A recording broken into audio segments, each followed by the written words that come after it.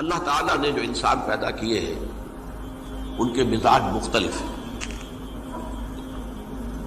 ان میں کچھ لوگ ہوتے ہیں جو قوی ہوتے ہیں ارادے کے، جو فیصلہ کر لیا ڈٹ گئے.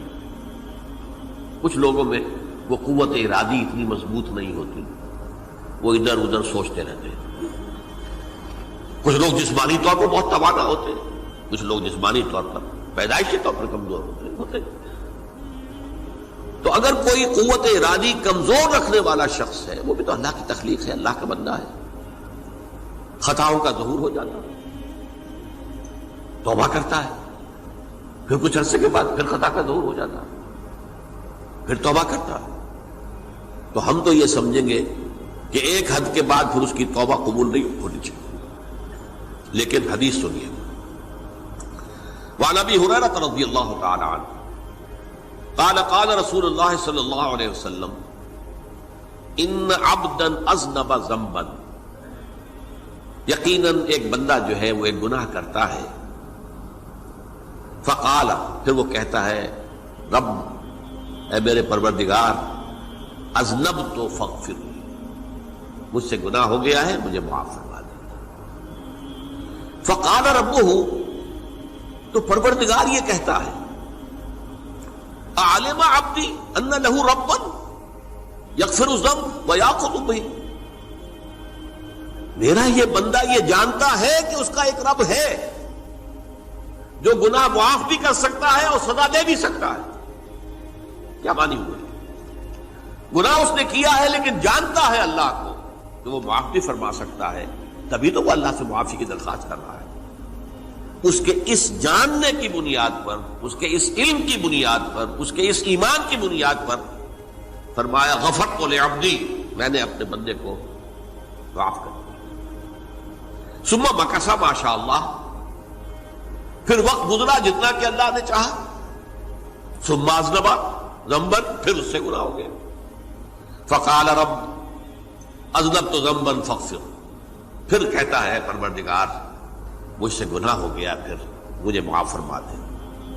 فقال ربہ، اللہ فرماتا ہے عالم عبدی ان لہ ربا یغفر الذنب ویأخذ بہ، میرا بندہ ہے نا جو جانتا ہے کہ اس کا ایک رب ہے، ایمان باللہ اس کے اندر ہے، تبھی تو پکار رہا ہے. اور یہ بھی جانتا ہے کہ وہ گناہ معاف بھی کر سکتا ہے اور چاہے تو پکڑ بھی سکتا ہے، سزا بھی دے سکتا ہے. تو فرمایا، اللہ تعالیٰ فرماتے ہیں میں نے فرمایا کہ میں نے معاف کر دیا. ثم مکث ما شاء اللہ، پھر ایک عرصہ گزرا اس کے بعد. ثم اذنب ذنبا، پھر اس نے گناہ کیا.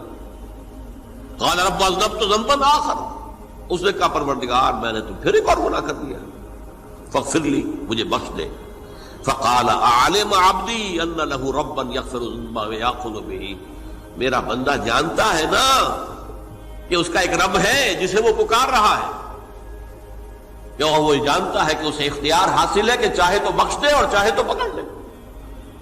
اس کے اس علم، اس ایمان کی بنیاد پر میں نے اسے معاف کر دیا.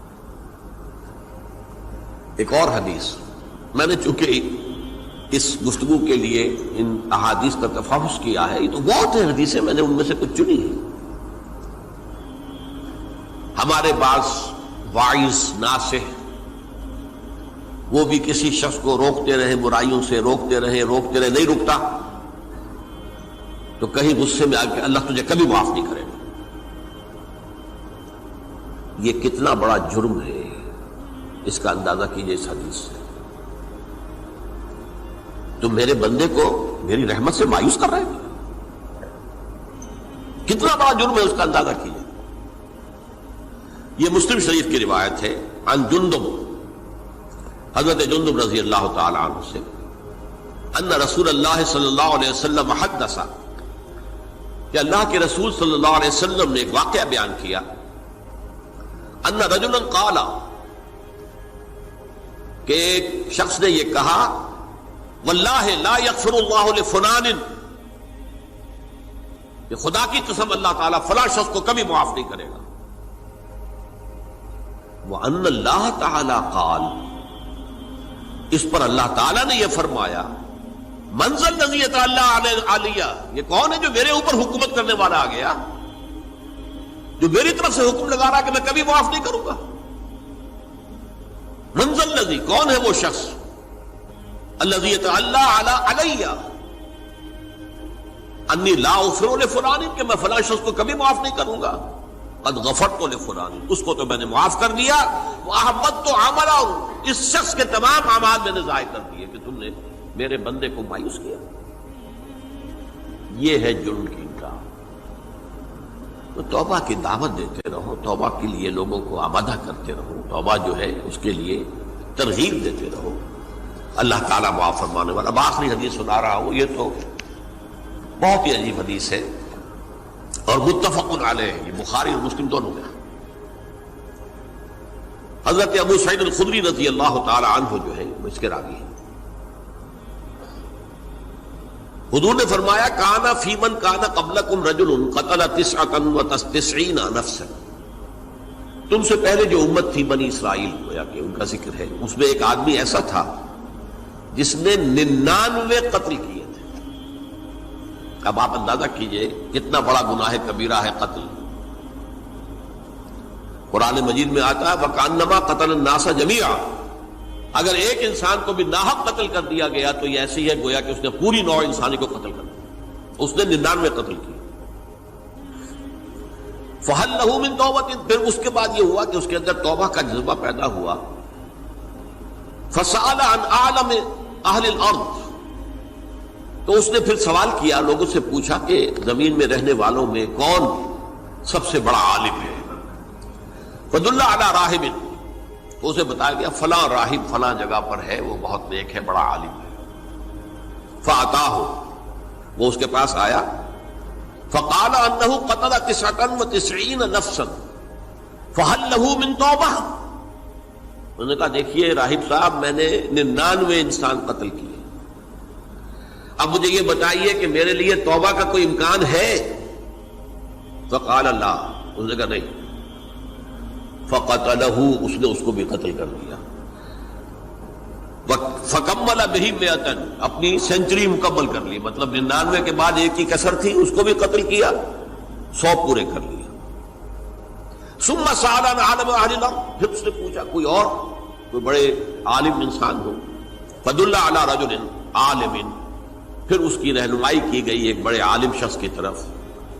فَقَالَ إِنَّهُ قَتَلَ 100 نَفْسٍ، تو اس نے وہاں جا کر کہا کہ میں 100 انسان ہلاک کر چکا ہوں، قتل کر چکا ہوں۔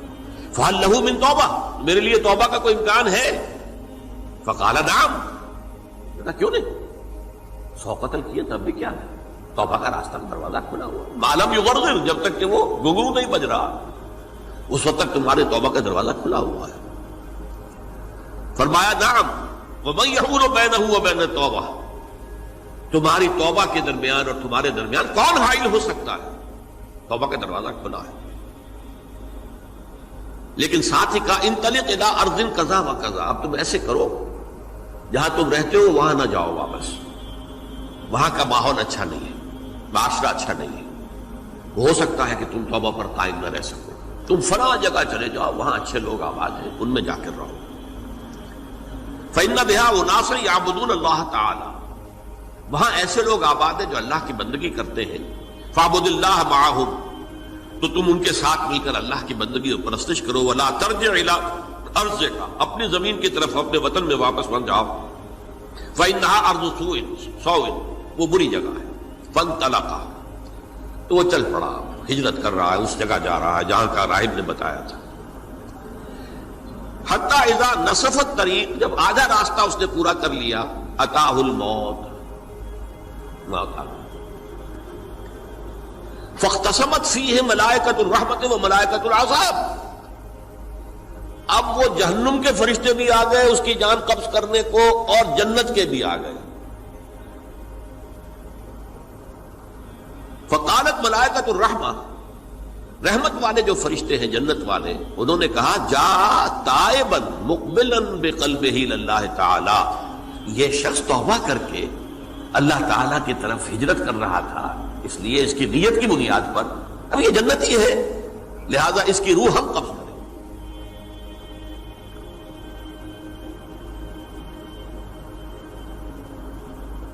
وقالت الملائکۃ العذاب، اور وہ جو عذاب والے فرشتے ہیں وہ کہیں گے انہ لم یعمل خیرا قط، تو نے توبہ کے بعد کوئی نیک عمل تو کیا ہی نہیں، تو کس بنیاد پر اس کو تم جنت میں لے جاؤ گے؟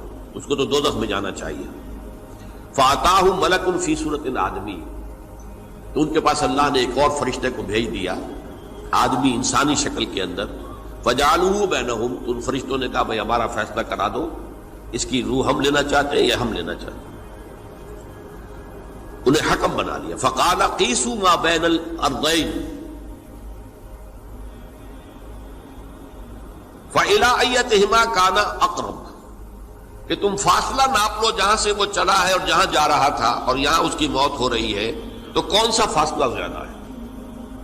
جب ناپا گیا، بلکہ ایک حدیث میں آتا ہے کہ اس پر اللہ نے زمین کو جو ہے حکم دے دیا، ایک طرف والی زمین تو سکڑ جا، دوسری والی جو ہے تو پھیل جا، تاکہ وہ جو جدھر جو وہ جا رہا تھا وہ زیادہ قریب ہو جائے بنسبت اس کے کہ جہاں سے وہ چلا تھا۔ تو اس فیصلے پر پھر جو فرشتے تھے، جو کہ رحمت کے فرشتے تھے، وہ اس بندے کو لے گئے جنت کے اندر۔ یہ ہے توبہ کی عظمت اور اس کی